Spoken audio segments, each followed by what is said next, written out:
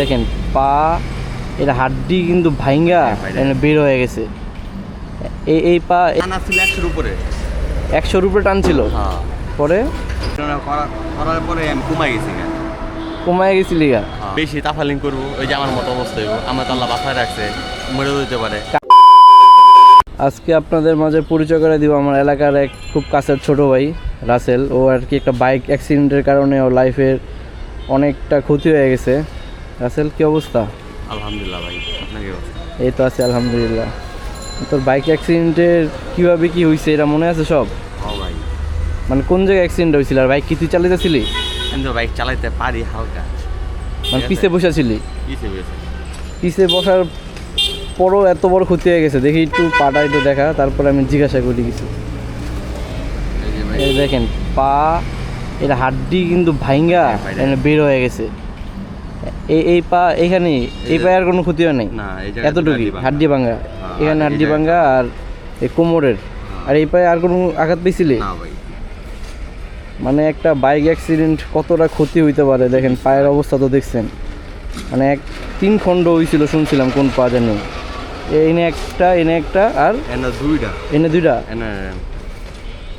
মানে পিছে বসেছিলি, পরে একটু কাহিনীটা কত আমারে। ধরো ভাই, ওই আমার ছোট ভাই, মানে যে বাইক চালাই যাচ্ছিল। হ্যাঁ, চাচা তো ভাই লাগে লেগে দিত আমার লেগা। অনেক আমারে মানে মুখ ফুইটা কইতে পারে না ভাই, আমি তোমার ভালোবাসি, কিন্তু ওই আমরা অনেক তোর লাগে অনেক ঘুরতি আমার লেগা। জন আমার লগে ভাই, তুমি আমার লগে আয়ো, তুমি থাকো আমার ভালো লাগে। অ্যাক্সিডেন্ট হয়েছিল কোথায়? এয়ারপোর্ট? না ভাই, ওই যে ল্যাব 1 এয়ারপোর্ট। হ্যাঁ, মানে ওই জায়গায় অ্যাক্সিডেন্টটা কেমনে হয়েছে? মানে তোরা বাইক চালাতে যাচ্ছিলি, পরে শুনলাম পুলিশের কোন গাড়ি নাকি র্যাবের গাড়ির সাথে লেগে গেছে। টানা ছিল 100-র উপরে। 100-র উপরে টানছিল? পরে ওই যে পুলিশের যে আসামি ধরে লই যায় না ভাই, ওই গাড়ি রাস্তার মাঝখানে গাড়ি ঘুরে যাচ্ছে, কারণ টানেছে আমরা 100-র উপরে। তোরা কি মেন রোডের সাইডে ছিলি নাকি যে মানে যে পাশে একটা রোড ছিল র্যাব 1-এর গেটটা দিয়া? মেন রোড ভাই। মেন রোড দিয়ে ঘুরাইতেছিল গাড়ি। পরে যা আঙ্গত ভাই লাগলে তো সামনের লোকের তো অত ওরকম কোনো আঘাত পায় নাই, পুরোটা আঘাত পড়ছে তোর উপরে, পিছে ছিলি। ব্যথা পাইছে কিন্তু কোনো কিছু তো ভাঙে নাই? ভাঙছে? পা ভাঙছে? মানে আমি ওই বাইকের অ্যাক্সিডেন্টের ভিডিওটা দিয়ে দিব। মানে বাইকের বাড়িটা খাইছে পুরো এই যে পিছনে নাকি? হ্যাঁ, ওই মনোটন ছিল। আমি যে ওইটা তো গাড়ি কিনছিল আমার এক ছোটো ভাই কিনছিল ওই অ্যাক্সিডেন্টের গাড়ি। হ্যাঁ, ওইটা বাড়ি খায়া পিছনে পুরো চেচিস দেখলাম ব্যাকা হয়ে গেছিলো গা।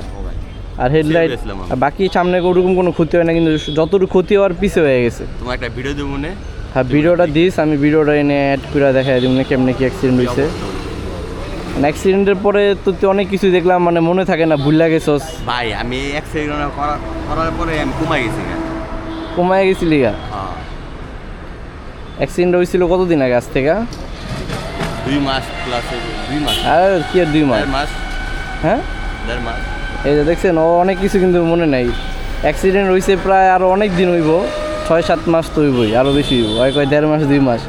মানে ওর ওরকম মনে নাই, ওর অনেক কিছু ভুলে গেছে অ্যাক্সিডেন্টের কারণে। আবার ব্রেনটা নাকি কি এর স্ট্রোক করছিলি ভাই অ্যাক্সিডেন্টের পরেই। আর এই যেই আমার চিকিৎসা করে দেন আমার বাথরুম লেগে। কেমন টাকা খরচ হয়েছে এখানে?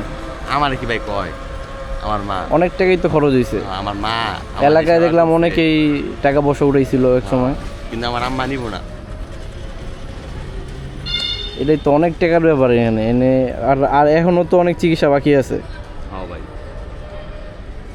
অনেকটা দুর্ঘটনা সারা জীবনের কান্না, এটা খুব মানতেও, এটা একদম সত্যি একটা কথা। আর বাইক অ্যাক্সিডেন্টের মতো খারাপ আর কিছু হইতে পারে না। এই কারণে আর কি একটা সতর্কমূলক ভিডিও আমি ছাড়লাম। অনেকে বাইক চালান, অনেকে রাবভাবে বাইক চালান, যারা কম বয়সে পোলাপাইন বাইক চালাইছে, উড়াদুরা টানাটানি করছে, এই যে একটা দুর্ঘটনা হয়ে গেছে। মানে খুব ভয়াবহ একটা অবস্থায় হয়েছিল ওর। মানে পুরো এলাকা এখানে মানুষের ওরা চিনে না এমন কেউ নাই। ও আবার ভালো ফুটবল খেলতো, ক্রিকেট খেলতো, প্রত্যেকটা খেলাতেই ও একদম 100-এ 100 ছিল। এখন তো আর ফুটবল খেলতে পারবি না। কি অপারেশন করে আমি ফুটবল খেলবো? অপারেশন করলে ফুটবল খেলবি? যা, কারণ কাউরে কিছু বলার থাকলে বলতে পারোস যে এরকম যেন বাইক না চালায় কেউ। কারণ ভাই কইছে ভাই নিজের উপরে, নিজের উপরে বাইক থাকলে মাথা ঠিক থাকে না, এটা একটা যে সমস্যা। বেশি তাফালিং করবো ওই যে আমার মতো অবস্থা হইব, আমার তো আল্লাহ বাসায় রাখছে, মরেও যেতে পারে। কালকেও কিন্তু একটা ছোট ভাই মারা গেছে আমার এলাকার, এই জানাজা রয়েছে কালকে দেখলাম এই যে গোয়ালটেক মসজিদে। 3 জন আসলো বাইকের ভিতরে, তিনজন মারা গেছে, একজন মারা গেছে, একজন লাভ দিছে, ওই বেঁচে গেছে গা, আর দুজনই মারা গেছে। এই সাভার বিরুলিয়া ব্রিজের এখানে নাকি মারা গেছে। যাই হোক, এই বাইকটা খুব ডেঞ্জারাস একটা জিনিস, বাইক খুব সাবধানে চালাবেন। কারণ আজকে দেখেন ওর অবস্থা, ওর হাড্ডি তো দেখাইলাম যে পায়ের কি অবস্থা হয়ে গেছে। এই পায়ে অনুভূতি পাস কোনো কিছু, না ভাই। এই দেখেন পা হাড্ডি বের হয়ে গেছে এখান থেকে, কোনো রড টড ঢুকায় নাই না পায়ে। আমার তো আল্লাহর রহমতে খুব তাড়াতাড়ি সুস্থ হয়ে গেছে আমি মনে করতেছি, কারণ অ্যাক্সিডেন্টটা অনেক ভয়াবহ ছিল। সবাই ওর জন্য দোয়া করবেন যেন খুব তাড়াতাড়ি সুস্থ হয়ে আবার আমাদের মাঝে ফিরে আসতে পারে, আবার খেলাধুলা করতে পারে, আবার নর্মাল লাইফ লিড করতে পারে।